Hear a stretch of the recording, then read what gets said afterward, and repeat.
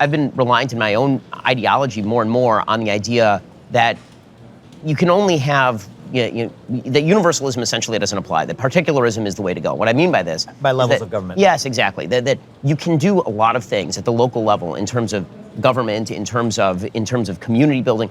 All that stuff is not off the table. Like, the libertarian ideal doesn't apply at the very local level, because the fact is that you and your friends, when you have an HOA, there are tons of restrictions that you live under as an HOA, and I live in my local Jewish community. There are all sorts of social restrictions that we put in place with regard to one another that violate kind of libertarian prescriptions. If we see one of our kids doing something wrong, I notify my friends. If somebody falls short, I'm giving charity to their family. If I know that somebody's doing something wrong, I go to them and I chide them. We have people who just are not welcome at the synagogue because they violated the social precepts. The communitarian model works at the level, like, if the family is the fundamental unit, and then it's sort of like... Families are communist, right? Exactly. You have a joint bank account with your wife, Communist to communitarian to...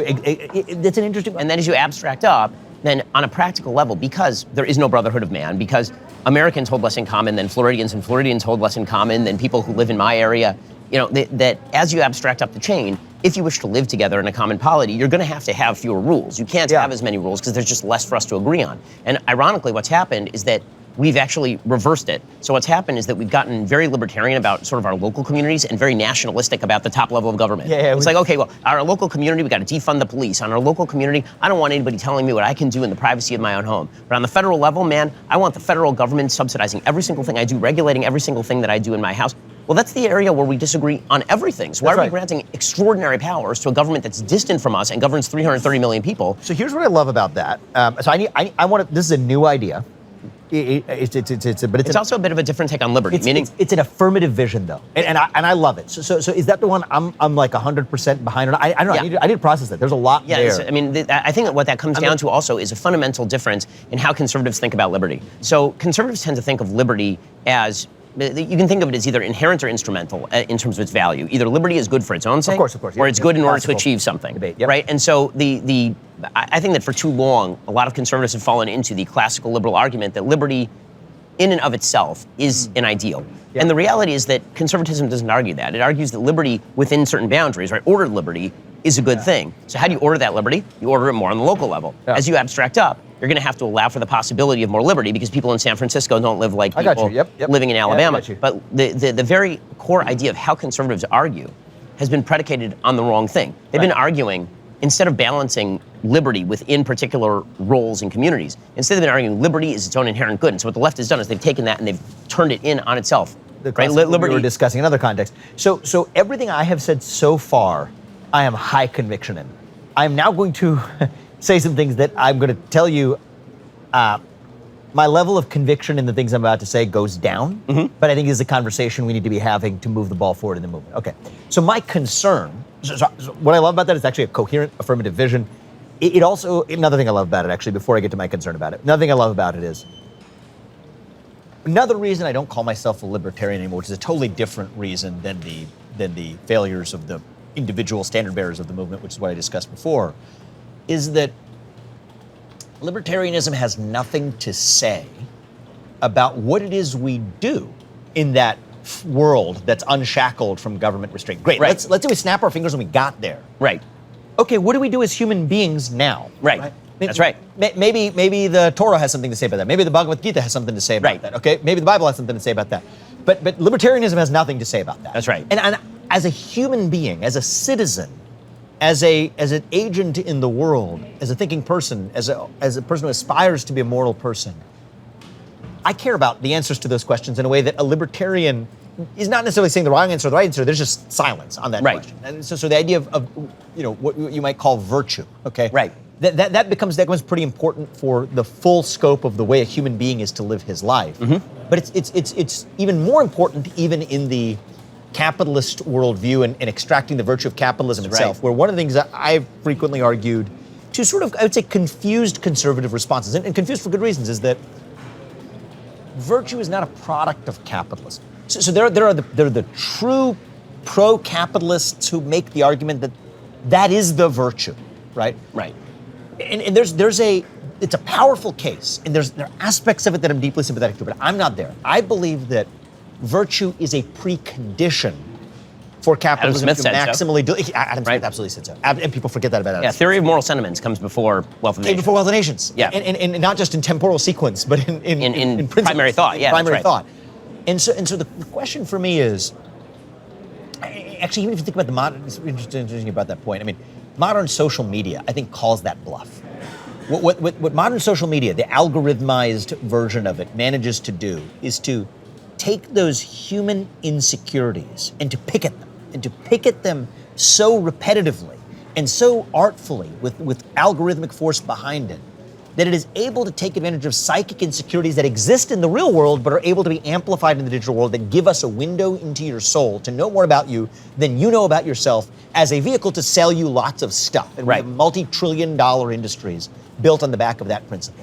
So when people say things like, and Republicans are kind of confused about this issue at times too, but we'll say things like, well, Facebook knew that teen girls were suffering worse body image insecurity issues as a consequence of using Instagram or whatever, and anger management issues on their platform, and they didn't do something about it. I think that we actually risk falling into the same trap of the other side, where, to me, I don't want it to be a capitalist's job or Facebook's job to manage female body image insecurity issues. That's the role of the family or religion or whatever. That's right. That is the role of institutions that exist outside of the capitalist sphere of our lives. A crude definition of virtue is, look, I think capitalism, I often say, delivers on its promise for a society most completely when our wants actually match our needs. And to the extent that our wants diverge from our needs, that can probably explain most of what you would complain about when it comes to the promise of modern American capitalism. And that delta, that daylight, might be a crude proxy for this word we call virtue. That's right. I think that the capitalism, the one virtue that it creates is through repeat iterations of honesty. Because if you jack somebody, then they're not going to do it. Yeah, that's true. It cultivates a lot of virtues. It cultivates, responsibility, it thrift, cultivates a lot of individual lowercase v virtues. But I think of an uppercase v virtue, the cultivation of a human, of a soul. Right. That's exactly that pre-exists. No, capitalism is good at the things that it's good at, and this is why I've never been a fan of these sort of two cheers for capitalism mentality. Only because I think that you're asking of capitalism something that it never said it was going to deliver. That it never said it was going to deliver. When you ask that, bad things actually, all kinds of unexpected bad things happen. So we're there. So now the issue that I have, and I just want to think through this stuff, but the issue that I have with your sort of worldview of communist family, communitarian community, onward up with state and the nation is, it's an elegant view. It's an alluring view. There's a lot to like about it, but I think that there's something unique to the level of identity of being a citizen of a nation that is apart and beyond the identity that comes from being a member of a citizen or a constituent in a state. So I liked where you were in the local community level, but I think one of the things that I think is missing, so in my new book, kind of play on, David Hume had this thought experiment called The Missing Shade of Blue.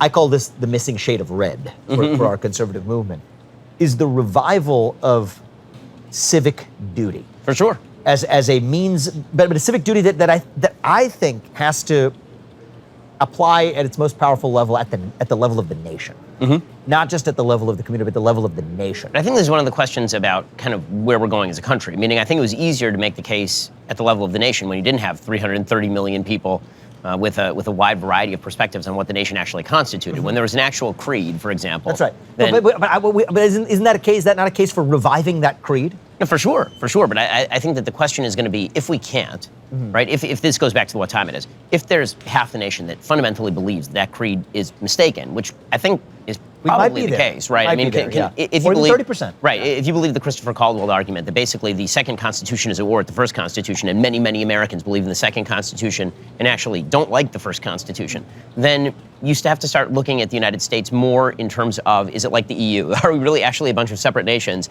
that are under the auspices of a broader federal? I mean, that's how we sort of started, right? It saddens me as an American. I mean, even when you talk about the fall of Rome, people talk about the fall of Rome, whether the Roman Empire lasted hundreds of years or whether it lasted over 1,000, right, depends on whether you actually include the Eastern Empire. Of the Eastern Empire. That's right. Exactly. So in a certain sense, it it made my heart cry a little bit as I wrote this part of my book, but maybe America will be the same way. I mean, it depends on whether the American that's empire, usually what happens, right? whether the American experiment lasted 250 years or whether it lasts 1,000, may involve a fissure of what in the way they hold the Roman Empire was different. And it doesn't mean there's a civil war or something, but it does mean that it just may go we just different kind of go, our own different ways. So I acknowledge that possibility. Maybe being a naive optimist, it is my hope, and I think our window is short for, I mean, this might be like the next 8 years to determine the answer to this question. I hope we're not there yet. And I think that there's an opportunity to still revive a common creed.